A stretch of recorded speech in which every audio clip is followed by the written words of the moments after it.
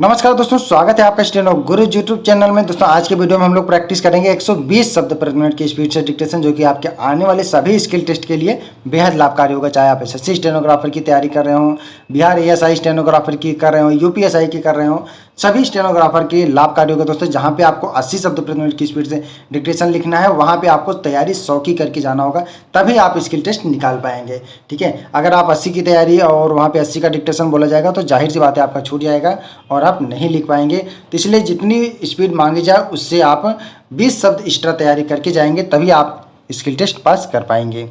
तो वीडियो पसंद आए तो वीडियो को लाइक कर देना और चैनल पे पहली बार आए तो सब्सक्राइब कर लेना। अगर आप डेली डिक्टेशन चाहते हैं या आप हमारे चैनल का मेंबरशिप लेना चाहते हैं तो ज्वाइन बटन पे क्लिक करके ज्वाइन कर सकते हैं, जिसमें आपको डेली डिक्टेशन, पीडीएफ ऑडियो और आउटलाइन, साथ में मंथली ई बुक भी फ्री मिलेगा। आप अपने हिसाब से ज्वाइन कर सकते हैं, चाहे आप मिशन स्टेनोग्राफर ज्वाइन कर सकते हैं या मिशन रिपोर्टर। अगर आप रिपोर्टर की तैयारी कर रहे हैं तो रिपोर्टर वाला ज्वाइन कर सकते हैं। तो ज़्यादा समय ना लेते हुए चलिए स्टार्ट करते हैं। डिक्टेशन लिखने के बाद अपना बहुमूल्य सुझाव हमें कमेंट बॉक्स में जरूर देना, ताकि आने वाली वीडियो में हम और बेहतर कर पाएँ। तो चलिए शुरू करते हैं। Ready, start. महोदय, भारतीय उद्योग परिसंघ के शताब्दी समारोह के अवसर पर यहाँ आकर मुझे बड़ी प्रसन्नता हो रही है। इस बात का विशेष महत्व है कि ये समारोह कलकत्ता में हो रहे हैं। हमारे देश के औद्योगिकरण में इस शहर ने अग्रणी भूमिका निभाई है। कलकत्ता हमारा पहला औद्योगिक व व्यापारिक केंद्र था, जहाँ विशेष रूप से चाय, पटसन और इंजीनियरिंग उद्योगों से संबंधित गतिविधियाँ केंद्रित थीं। अपनी महत्वपूर्ण सामरिक स्थिति के कारण यह पूर्वी भारत की प्रगति और अभिवृद्धि का मुख्य केंद्र बना रहेगा। हमारी नई नीतियों के फलस्वरूप जिस नई पहल और प्रेरणा का प्रादुर्भाव हो रहा है, उससे मेरा विश्वास है कि कलकत्ता शहर का और इस सारे क्षेत्र का कायापलट हो जाएगा। मैं आपको बिल्कुल अभी हाल में प्राप्त एक महान सफलता के लिए भी बधाई देता हूँ, और यह इस क्षेत्र के औद्योगिकरण के लिए एक बड़ा अच्छा शकुन है। चीज़ें इतनी बदल गई हैं कि कल तक जो विरोधी थे वही आज रक्षक बन गए हैं, और यह सचमुच में बड़ी खुशी की बात है। इस खुशी के मौके पर मैं भारतीय उद्योग परिसंघ को बधाई देता हूँ। सन 1895 में केवल 5 इंजीनियरिंग कंपनियां इसकी सदस्य थीं। आज इसमें इतना बदलाव आया है कि यह 3000 सदस्यों वाला एक शीर्ष संगठन बन गया है, जिसमें बड़े, मध्यम और छोटे सभी उद्योग शामिल हैं, और यह वास्तव में एक शानदार सफलता है। आपके संगठन में सभी विविध प्रकार के व्यावसायिक और औद्योगिक हितों का समावेश है। आपने यह फैसला इतनी सफलता से तय किया है कि अगली दीर्घ यात्रा भी अच्छी तरह पूरी होने की आशा बलवती हो जाती है। जब हम यात्राओं की बातें कर रहे हैं तो इस अवसर पर यह विचार करना भी उचित ही होगा कि हम कहाँ पर थे, आज हम कहाँ हैं और हमारा लक्ष्य कहाँ जाने का है। 1991 में हमने जिस गंभीर आर्थिक संकट का सामना किया था, मुझे उसके विस्तार में जाने की कोई ज़रूरत नहीं। आज आप जितने लोग यहाँ उपस्थित हैं, उन सबको उस संकट के बारे में व्यक्तिगत और प्रत्यक्ष जानकारी है। यह भी अच्छी बात है कि लगता है कि लोग संकट के उन दिनों को भुला बैठे, और मानव प्रकृति का यह बहुत अच्छा गुण है। इसलिए आइए यह देखें कि आज हम कहाँ खड़े हैं।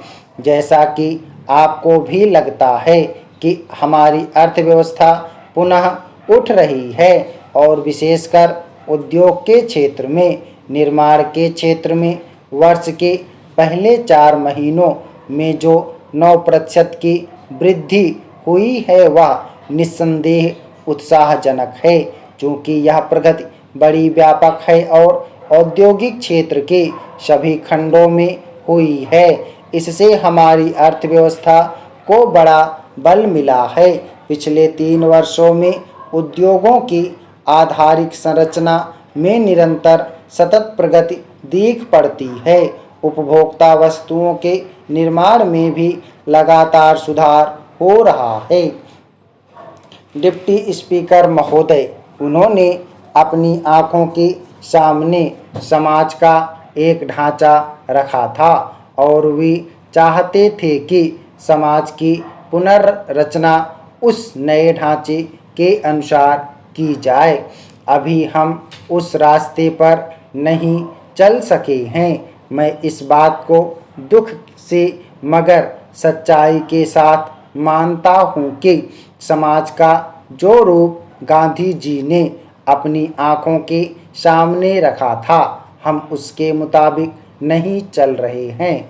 हमारे सामने एक दूसरा ढांचा है और हम उस पर चलने का प्रयत्न कर रहे हैं। मैं यह नहीं कहना चाहता कि उसमें से कौन बेहतर है और कौन बुरा। मैं तो इतना ही कह देना काफ़ी समझता हूँ कि हम जिस रास्ते पर चलकर आज आगे बढ़ना चाहते हैं, वह रास्ता वह नहीं जो हमें उस जगह पर ले जाए जहाँ गांधी जी हमको ले जाना चाहते थे। हम अगर उसके ठीक विपरीत रास्ते पर नहीं तो कम से कम कुछ अगल बगल या कुछ दूसरी तरफ तो जरूर जा रहे हैं। हो सकता है कि हमारी आंखें आहिस्ता आहिस्ता खुलें और फिर हम सीधे रास्ते पर आ जाएं। आज देश में जो रचनात्मक काम हो रहा है, उसकी मैं बड़ी कीमत इसलिए लगाता हूँ कि फिर कभी हम उस रास्ते पर आ सकेंगे। और अगर हमने इस काम को भी छोड़ दिया तो फिर इधर लौटने की कोई उम्मीद नज़र नहीं आती। इसलिए मैं चाहता हूँ कि हम इस रचनात्मक काम को पूरे बल और ताकत के साथ आगे बढ़ाते जाएं। बहुत ज़माना हुआ जब एक अंग्रेज यहाँ आया था। वह बड़ा विद्वान था। उनकी किताबें अब भी चल रही हैं। गांधी जी उस समय खादी और ग्रामोद्योग की बात चला रहे थे। आप जानते हैं कि पश्चिमी देशों में कोई भी चीज़ ऐसी नहीं जो बिना यंत्र के हो। वहाँ सब काम मशीनों के द्वारा किए जाते हैं। यहाँ तक कि मेज पर खाना परोसने का काम भी खुद ब खुद हो जाता है और आदमी को ला कर रखने की खास ज़रूरत नहीं पड़ती। वहाँ के आदमी ने आकर यह देखा कि हमारे यहाँ के लोग घर में बैठे बैठे रुई का सूत बना लेते हैं, उस सूत से कपड़ा बुनते हैं और उसी से घर में कपड़ा सी लेते हैं। उसने यह भी देखा कि यहाँ के लोग इसी प्रकार खेती के काम में भी धान को कूट पीस कर चावल बना लेते हैं। रोटी और तरह तरह की चीज़ें घर में ही बना लेते हैं और खा लेते हैं। हमारी इन सब चीज़ों को देखकर उसने कहा कि हम इन चीज़ों को अपने यहाँ कायम रखें, अगर पूरी तरह से नहीं तो कम से कम नमूने के तौर पर कायम रखें ही। एक दिन आएगा जब दुनिया सब मशीनों को छोड़ फिर इसी चक्की का उपयोग करेगी और इसी चरखे पर सूत कातेगी। यह बात मैंने 25-30 बरस पहले कही है। पिछले 2500 वर्षों में साइंस की तरक्की हुई है और पिछले 10-15 वर्षों में तो बहुत ही हुई है। महोदय, आर्थिक पर्यावरण में सब तरफ समायोजन होने लगा है। कृषि के क्षेत्र ने आर्थिक पुनरुत्थान में बहुत ही महत्वपूर्ण भूमिका निभाई है और वास्तव में तो इससे हमारी अर्थव्यवस्था के बाकी सभी क्षेत्रों को गति मिली है। हमारे खाद्यान्न का भंडार 3 करोड़ टन से अधिक है और हमारा विदेशी मुद्रा का भंडार लगभग 20 लाख अरब डॉलर का है। इससे हमें अपने पर विश्वास भी होता है और आश्वासन भी मिलता है। सचमुच 1991 की परिस्थितियों के मुकाबले भारी परिवर्तन है।